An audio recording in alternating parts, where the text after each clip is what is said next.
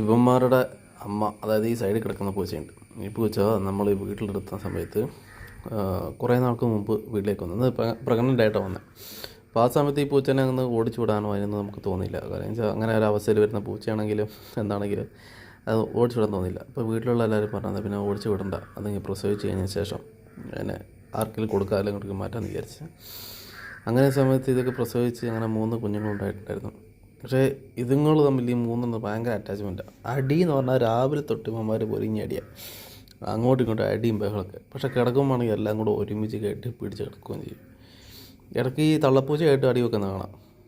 ഇത് മാറി മാറി അടി. ഇതിപ്പോൾ ഈ വീഡിയോ എടുക്കുന്നത് മാത്രമല്ല, ഡെയിലി അടിയാണ്.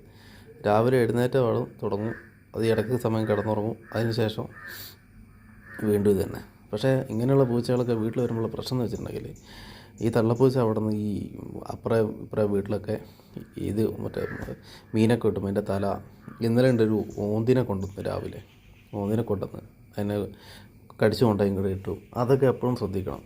പിന്നെ ഇത് കുറച്ച് വലുതാകുന്നവരെ വീടിനുള്ളിലായിരിക്കും ഈ പരിപാടി കാര്യങ്ങളൊക്കെ ചെയ്യുന്നുണ്ടാവും. അതാണ്. അല്ലെങ്കിൽ ഇത് കൊണ്ട് കളയാന്നിട്ട് നമുക്ക് തോന്നുകയില്ല. കളയാൻ വെച്ചിട്ടുണ്ടെങ്കിൽ ആർക്കും കൊടുക്കേ തോന്നുകയില്ല. ഇതിൻ്റെ കളിയൊക്കെ കാണുമ്പോൾ ഇങ്ങനെ നോക്കിയിരിക്കാൻ തോന്നും. അങ്ങനെയാണ് ഇപ്പന്മാരെ ഒരു ദിവസത്തെ ലൈഫ് പോകുന്നത്. ചില സമയത്ത് നല്ലോണം വേദനിക്കുകയും ചെയ്യും, കരച്ചിലും കേൾക്കാം. ഓക്കെ, അതിന് നോക്കിയാൽ ഇതിൻ്റെ അകത്ത് ഈ സാധനം കണ്ട ഒരു പുള്ളി ഉള്ളത്, അതിനെ കാണാൻ കൂടുതൽ ഭംഗി. എനിക്കിഷ്ടപ്പെട്ട സാധനം അതാണ്. ബാക്കിയെല്ലാം കുഴപ്പമില്ല. പറയുന്നത് അതിൻ്റെ കുറച്ചും കൂടെ വലുതായി കഴിഞ്ഞാൽ ആർക്കെങ്കിലും കൊടുത്ത് ഒഴിവാക്കണം. ഈ 3 പൂച്ചനെയൊക്കെ ഒരുമിച്ച് ഈ വീട്ടിൽ കൊണ്ടിരിക്കുക ബുദ്ധിമുട്ടാണ്. അതുപോലെ കുറേ പൂച്ചകൾ വീട്ടിൽ ഉണ്ടെങ്കിൽ അത് നിൽക്കില്ല എന്നൊക്കെ പറയുന്നത് കേൾക്കുന്നുണ്ട്. എത്രത്തോളം ശരിയാണെന്ന് എനിക്കറിയില്ല. ഇവന്മാർ പക്ഷേ നല്ല രസമായിട്ട് കളിയൊക്കെയാണ്.